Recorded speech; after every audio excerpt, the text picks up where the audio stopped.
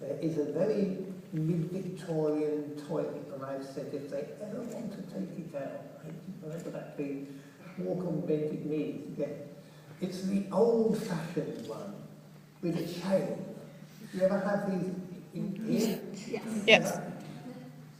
And this one's called the Deluge. And all you know all about Thomas Crapper and all that stuff. I think he was just, because I know that the word crap and crack in the store and other things were used long before Thomas Crapper came on. So I think he was probably in the playground one day, and all the kids were laughing at his name, and he thought, when I grow up, I'll make a crapper a name to remember. Anyway, what I like about it, it has got the old chain pull that I remember from my youth. Well, not from my youth, because we didn't have a toilet in our house. we had a... How many of you have read The Specialist? Yes. Anybody? Yeah, there's a few hands up. Yeah. By Chick Sale. Chick Sale. My father gave me a copy when I was about 11, and that probably moved my career immensely into a certain direction. It is the memoirs as a specialist in digging and using and putting in privies. It's funny in the best human way possible. Anyway, where were we? Oh yes, and the Deluge. If you pull down the chain and don't let go, it starts to pull you off the floor. Mary Poppins used it. And, if you go too far, you'll have to let go and then Mary use it. Now, end of footnote. Intermediate footnote. I wonder how many, actually, I'm going to say that out loud to myself. I wonder how many footnotes you've gone down the line, how many times you've footnoted. I know you've done 3 or 4. Well, I think I've seen, well, some, I can't remember, I think sometime I did as well. I footnoted all over the place just in the sheer fun. Anyway, carry on. It was a deluge.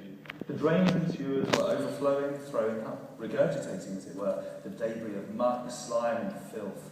The dead dogs, the dead rats, the cats, and worse, bringing back to the world of men all those things that they thought they'd left behind them, jostling and gurgling and hurrying towards the overflowing and always hospitable River Thames.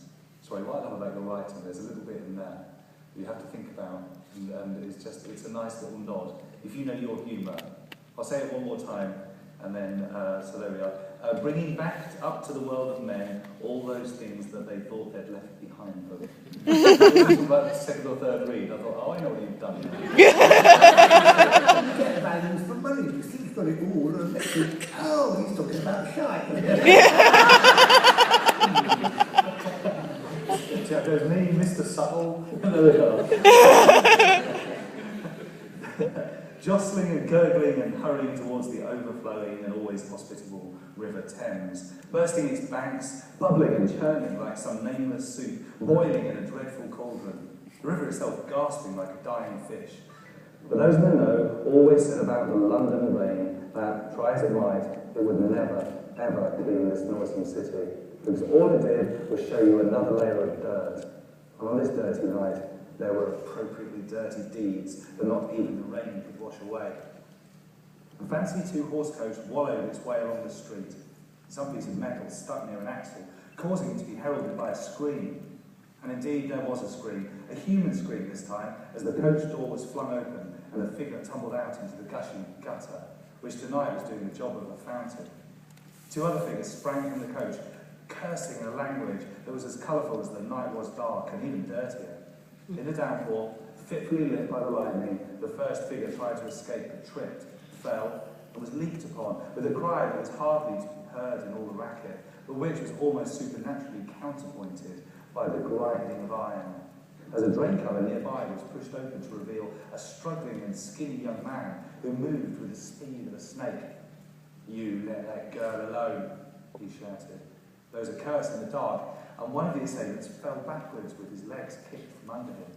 The youth was no heavyweight, but somehow he was everywhere, throwing blows that were augmented by a pair of brass knuckles, always a helpmeet for the outnumbered. Outnumbered 1 to 2, as it were, the assailants took to their heels while the youth followed, raining blows. But it was London, and it was raining, and it was dark, and they were dodging into alleys and into side streets, frantically trying to catch up with their coach. So they'd lost them, and the apparition from the depths of the sewers turned around and headed back to the stricken girl at greyhound speed. He kneeled down, and to his surprise, she grabbed him by the collar and whispered in what he considered to be foreign English, "They want to take me back. Please, please help me." The lad sprang to his feet, his eyes all suspicion.